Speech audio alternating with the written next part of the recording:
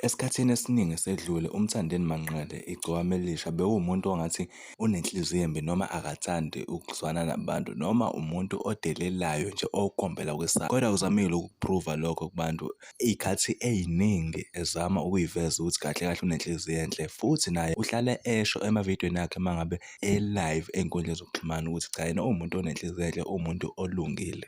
UMthandeni ukubonisa abantu abaningi lokho ukuthi cha kahle kahle uwumuntu olungile. Lento le esuke ishiwo ngayo into engekho basuke bemsukela. Uphoste ividiyo ey'nkundleni zokuxhumana ehleli negenge yakhe azwana nayo kakhulu bey'ncokolela nje kumnandi. Wenza njani? Yobilami lokale. Bana, edliwa scooter. Njengoba edliwa scooter. Ma, okay angibuzi wena makuthwile. Man, uScooter unjani? Hawu, kube kunjani? uScooter phela umbona omncane ukuthi uyazi na uScooter futhi ngeke ukuthi ithintwe baba idliwa scooter. Mnandi. Hayi, emnandi kubona uScooter hayi.